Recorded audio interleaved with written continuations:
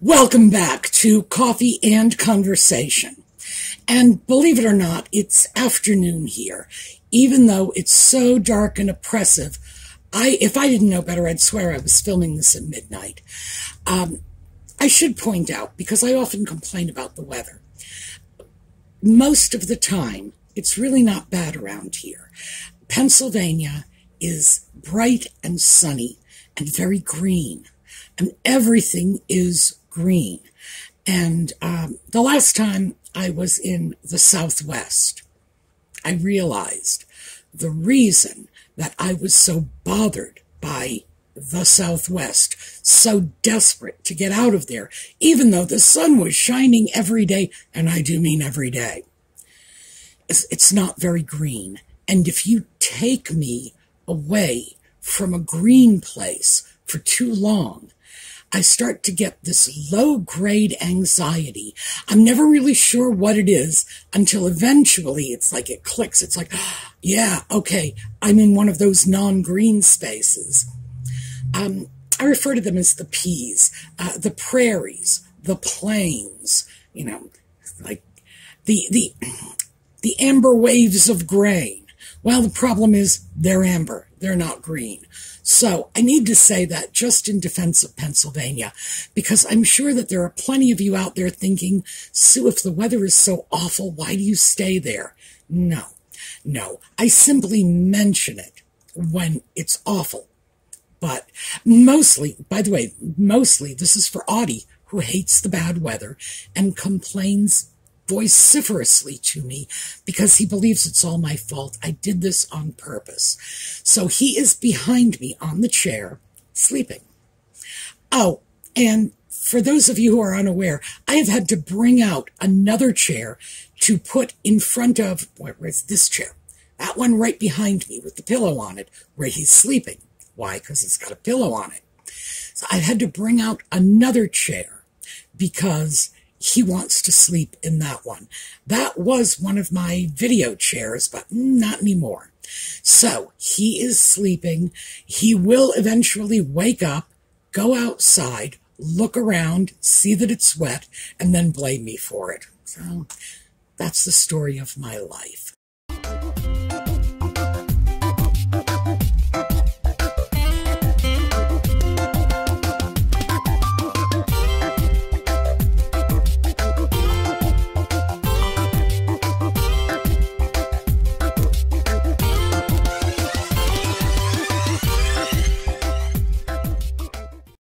Well, while I was sitting around in this sort of gloomy weather, I grabbed a sweater. So, let me show you what my issue with this sweater is. It's lovely. It's a nice Irish wool sweater. Beautiful. It's navy blue. I know it's hard to tell, but I don't know if you can tell. There is a very large, where's here? Very large, very plain button here, and two more very large, very plain buttons on the other side.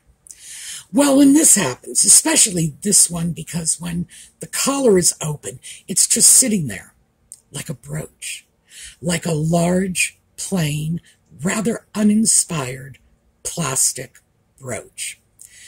And trust me on this, we have some fabulous crafters in our YouTube community. And I have some terrific pieces they've made for me. All kinds of, by the way, you are absolutely going to see some of their handiwork because we are about to do the channel video channel giveaways. And most of that is either things that I have picked up in antique shops or things that our crafters have made. Not this. So when I look at something like this, my first thought is, beautiful sweater, can't stand the buttons. No. Now, this is a simple fix. I sew, but you do not need to sew in order to replace a button.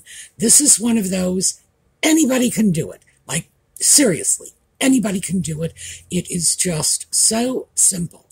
And they even have little guns that shoot those plastic strings that hold price tags onto garments.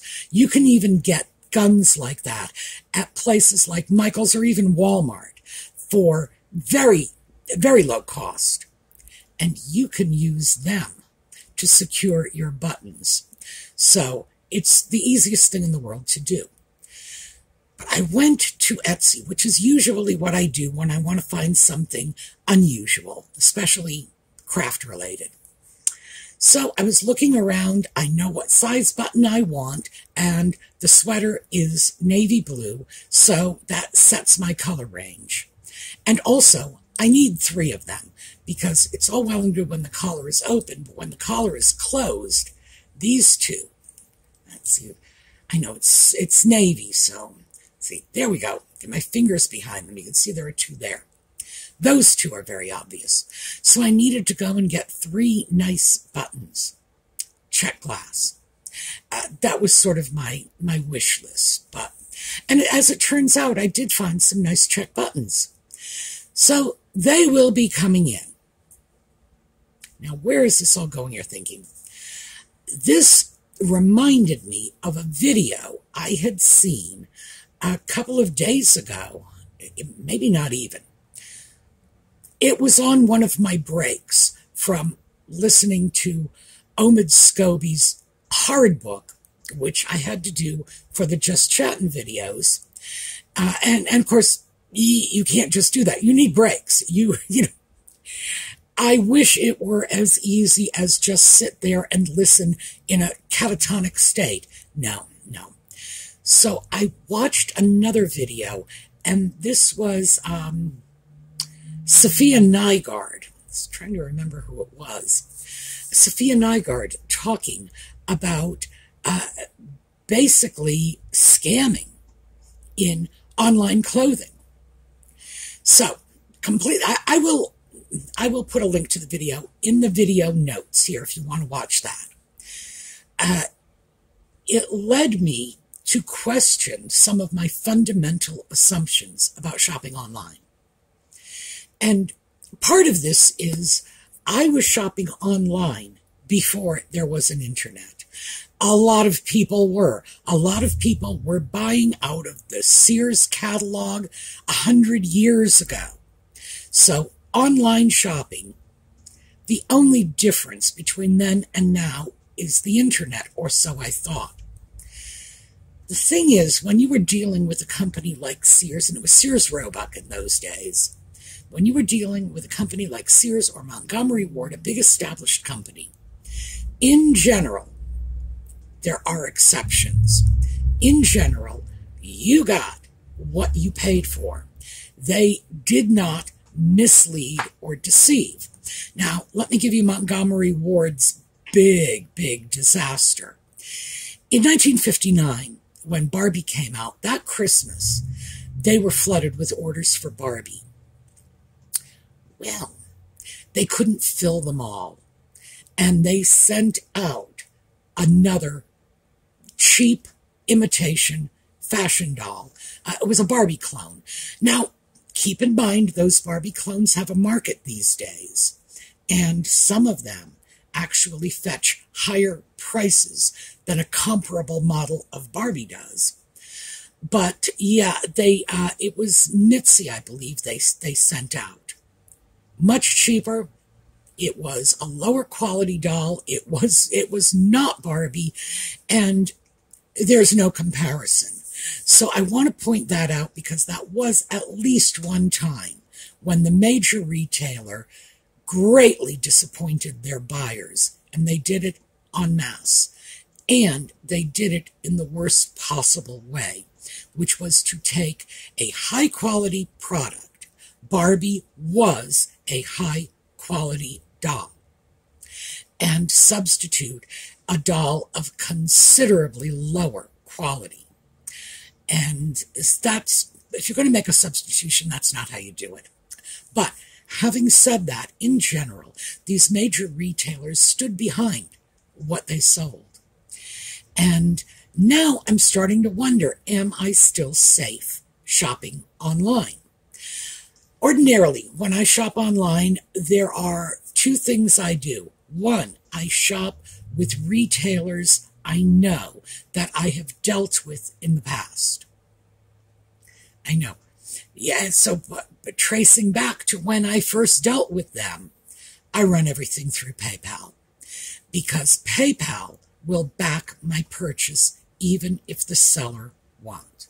And that is a big deal for me because I just had to return an item I purchased through Amazon from one of their third-party sellers. And in fact, as I was prepping for this video, I stopped cold, picked up my phone, called Amazon, and said, I've been talking to you about this, and I expect you to take this back, because this is why I bought from Amazon in the first place, so that if I ended up dealing with some shady fly-by-night dealer, you would stand behind it. Well, they did. There are some problems, though.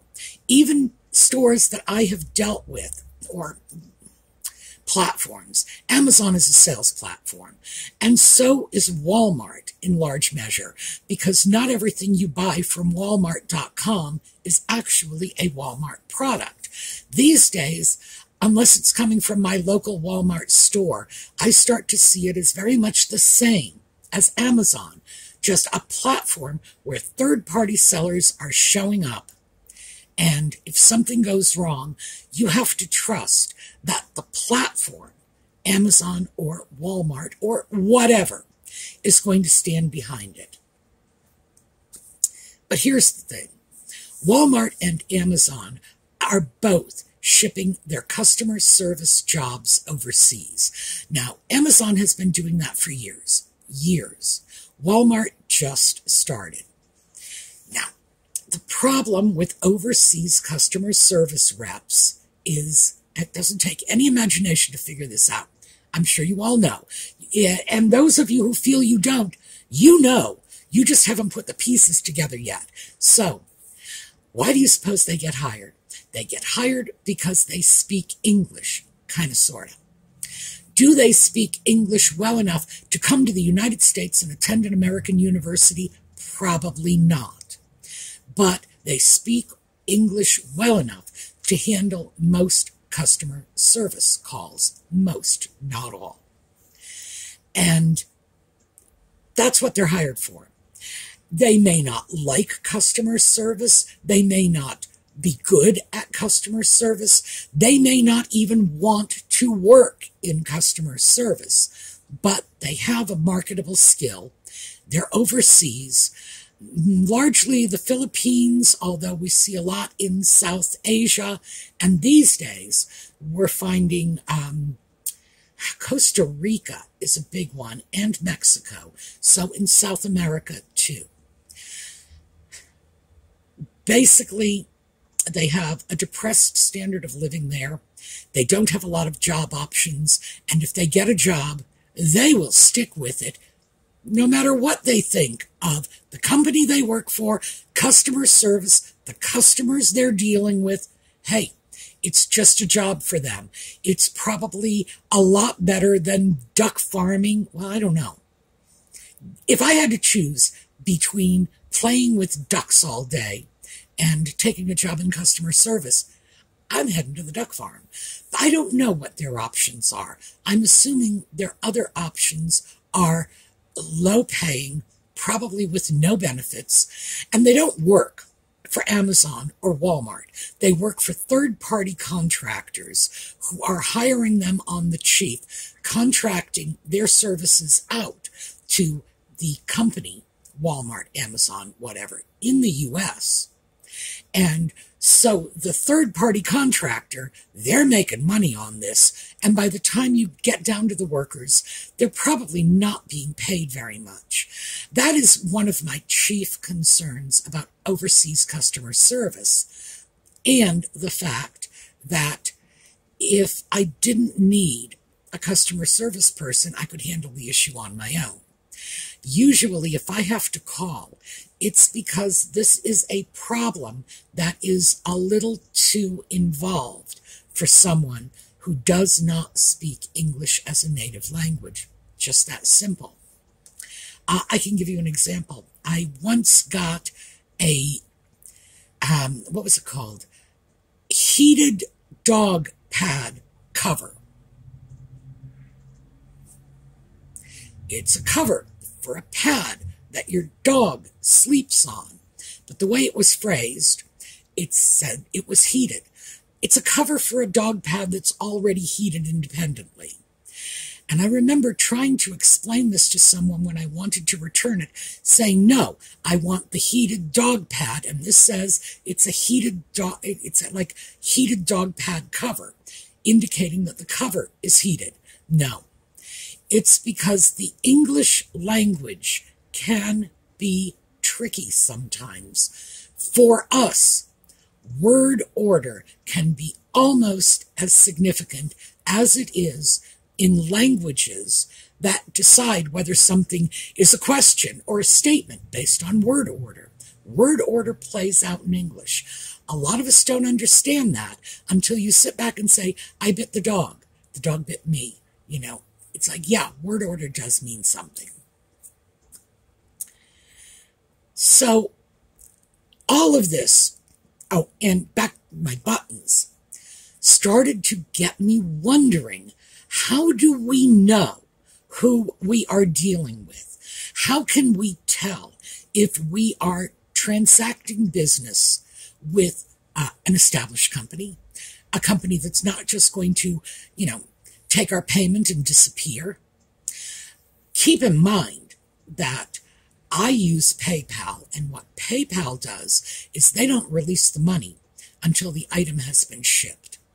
On the other hand, another one of my recent retailing disasters was I purchased a large air conditioning unit it was over $400, and the thing weighs 80 pounds.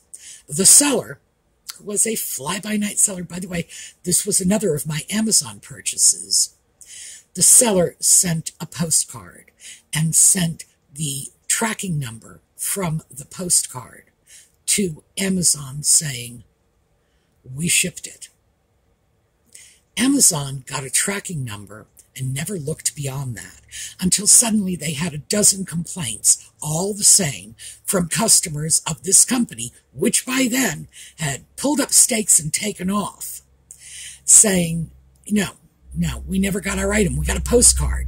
We're talking about an 80-pound air conditioner, and this is what they did. So even Amazon's system can be tricked. PayPal, yeah, because PayPal will back the purchase. If I go back to PayPal after I've made a purchase and say, whoa, I never got it, it wasn't what I thought it was, I want to send it back, whatever my complaint is, PayPal will force the company to deal with me, and if the company won't, they will. So, yeah. As far as I'm concerned, if I'm not used to dealing with someone, I absolutely want PayPal behind me on this. Now, it used to be that your bank would be, if you ran a charge through your debit card or your credit card, the issuing institution, either your local bank or, whoever it was, Chase Manhattan, whoever issued your credit card, would stand behind it. But they don't really seem to be doing that much anymore. My thinking, of course, is it's because of so many scams out there. So I was interested in, how do we figure this out? Temu, which is a company that I've made purchases from them. Not large purchases, but here, let me just see if I can do this. My computer is right in front of me here, and I'm going to lift this and see if I can show you. All right, there, you see this? All right, this is a plastic keyboard cover, and I keep them on my computer because, coffee and conversation, that kind of implies that maybe coffee will get spilled on that keyboard. I do that to keep my laptop safe. Still, bought that from Temu. Was it the same size they promised me? Absolutely not. I was looking for a specific size. They sent me whatever. And I guess their theory is, well, take your scissors and cut it down. I suppose I can. The reason I didn't do anything about this is because it was so inexpensive, it wasn't worth the hassle. I ordered like 6 of them for $4 and change. And I think they paid the shipping, by the way. So it's like, it was nothing. It was less money than I spend for a cup of coffee. It's not worth it to fight this one out. A lot of companies rely on that, though. I wouldn't be surprised if Temu relies on it. Oh, and by the way, I get emails from them about twice a week asking if they can sponsor my videos. And the answer is no. The answer is, if you wanted to sponsor my video, did you see the cattail, by the way? Yes, he is up now. If you wanted to sponsor my videos, you would have sent me the right stupid little piece of plastic. But how could I have someone sponsoring my videos when I can't even get a piece of plastic out of them? But there are other companies out there. And this, again, this goes back to the Sophia Nygaard video. One of the companies she mentioned as an unreliable low-cost company is Alibaba, which I think is a division of AliExpress, or maybe I got that wrong. And I have purchased from them because, once again, I was looking for a specific kind of trim. So let me show you some pictures. This is what I started off with. This is a couple of yards of a black and white 100% wool boucle fabric. Beautiful. I'm going to make a jacket out of it. In fact, I am going to make a copy of a jacket I made when I was 12. Really, Sue? Yes, really. I made that pattern when I was 12. It came out great. I was fine with it. And I'm figuring, well, I'm getting older and it's been a long time since I took on a sewing project. But if I could do that when I was 12, I can certainly do it now. But I wanted some trim for it. Why? Because this is pretty much what the jacket is going to look like. Kind of, sort of. It's just a basic Chanel style. I have a different pattern. I wanted a vintage pattern. In fact, I wanted the same pattern I used when I was 12. Couldn't get that, but was able to find a vintage pattern. So, I got my pattern. This is what it's going to look like, and I needed trim. And it took me 3 months to find the trim I wanted. So, let's take a look at the trim. And I found this on either Alibaba or AliExpress, whichever one it is now. I think it's Alibaba. And it was dirt cheap. Yeah, I got 10 yards of this for something like $12. Amazing. So, I wasn't expecting much when it came in, but the trim is great. The trim looks just like it looks in the picture, which is exactly what I need. Let me show you another picture. Okay, so here's my boucle fabric. Here's the trim next to it. Yes, it is great. Now I'm just sorry I didn't get more trim because they have the same trim in other color combinations. And this is the sort of thing I could fill up a shoebox with that and say to myself, oh, well, I will use it. Yes, come on, come on. All right, you can come up if you'd like. Would you like to come? All right, yeah, I thought you might. All right, yes. And we're doing videos, so turn around. No, he's not going to look at you. I'm sorry about that. I would have bought a whole bunch of it if I had realized how nice it was. And this is from a platform, all right, that is considered high risk. So how do you know? All right, yes, I know. I'm sorry. I ignored you. I didn't mean to. But I need to pay attention to them, too. And if you were a good boy, you'd turn around and look at them. No, he's not going to. All right, yes, maybe he is. The story of my life, the unwilling cat. So that's when I started to think to myself, if I can't rely on companies that I've relied on to stand behind their goods for years, what with Walmart and Amazon shipping their customer service overseas and having to deal with people who not only do not understand what I'm saying, but have no idea why I might have gotten the wrong impression from somebody else's listing. And counterposed to companies that everybody else thinks are shady, but gave me some great trim and yeah, all right. Well, where are you going? Okay. No. All right. He's trying to walk up me, which is not fun. So, where was I? The trim. Yes, and the trim is great. It looks exactly like it did in the picture. It's perfect. It's exactly what I need. I'm glad to have it. And this is from a fly-by-night company. How do you begin to conduct online business? Number one, stick with companies you've dealt with before. If you've dealt with a company and you've had a good experience, make a note of it. If you've paid by check, you'll have that information in your checkbook. If you've paid through your card online or through PayPal, which, by the way, is my suggestion, you'll have that information in your online bank account or your online PayPal account. If you can't, and you have to deal with a company you don't have experience with, yes, okay, we're not. All right.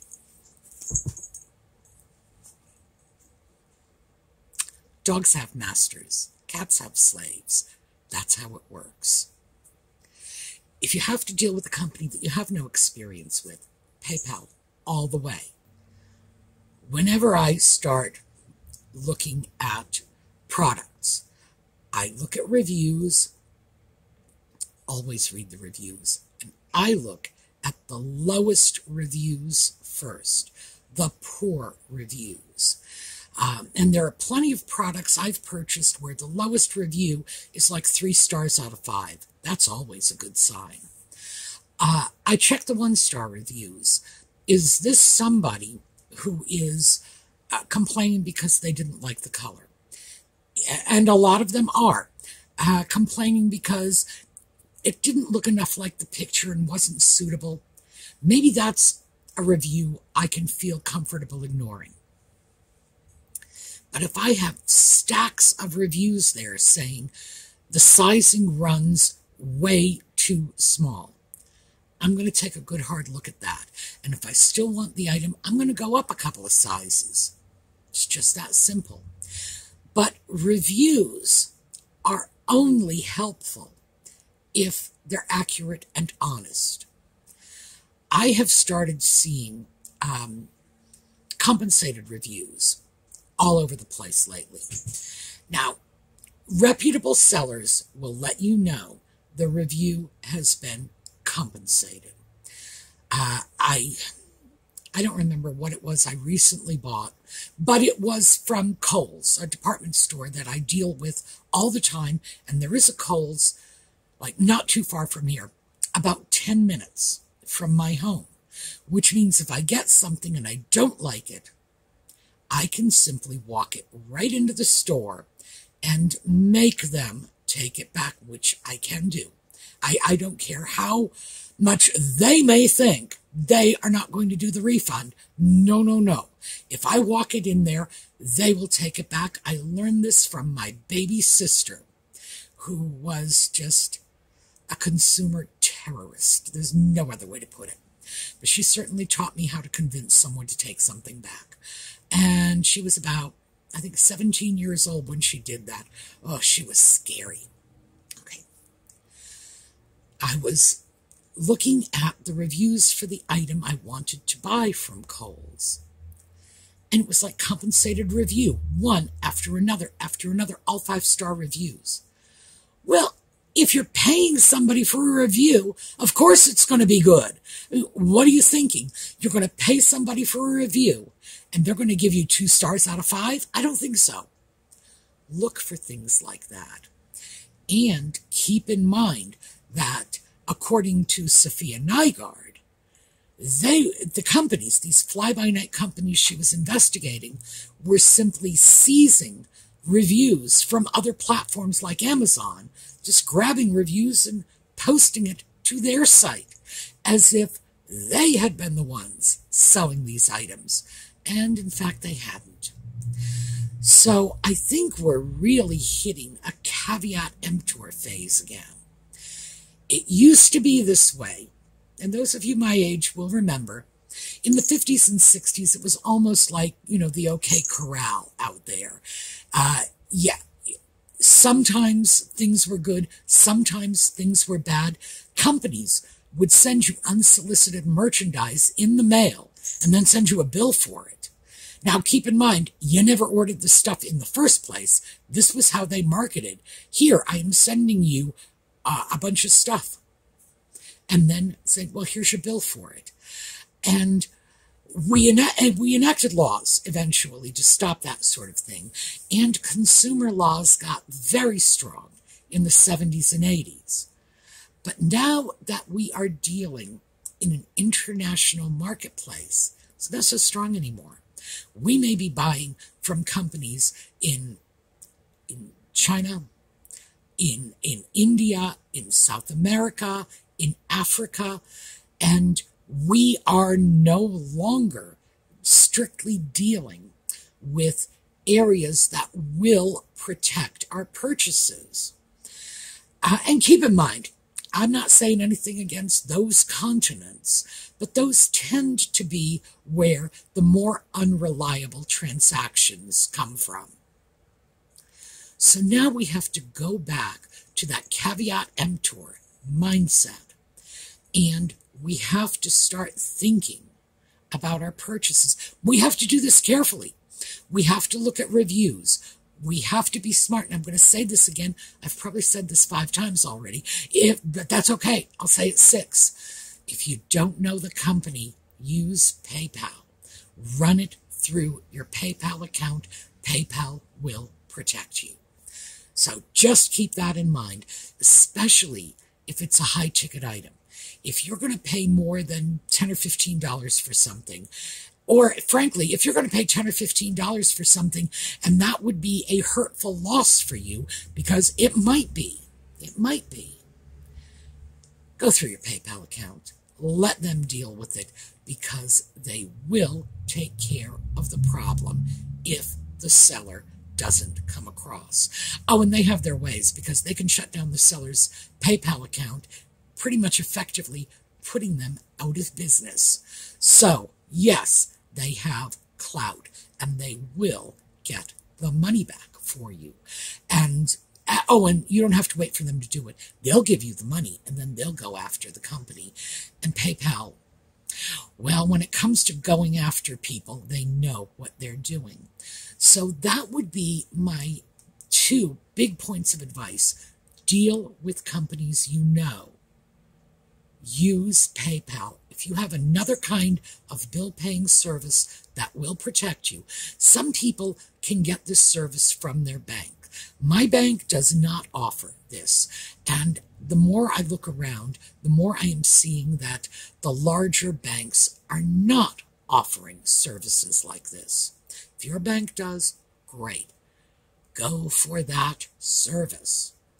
So, we are already pretty much way over time, but you did get to see the bad cat. And you did get a chance to see why it is I'm always calling him a bad cat, because, yeah, he wants his own way no matter what. So, keep safe. We are all doing online business more and more, and we kind of have to. And a lot of the online business that some of us do, and I know I'm one, are oddball little companies, because we're looking for something very, very specific. And we may have, like one company on the other side of the world, which is the only place we can get it. So we have to be careful. Now, when I pick this up tomorrow, I'm going to talk about things like dealing with companies that claim their products are ethically sourced, And I guess you already noticed from when I say claim their products are ethically sourced, they don't necessarily make it so. But we're going to take that other side, how to keep your money safe, and then how to keep your conscience clear. So that's what we'll pick up with tomorrow. All right, I will see you all next time. We're going to take a look at a slideshow on the way out, and in the meantime, have a terrific day.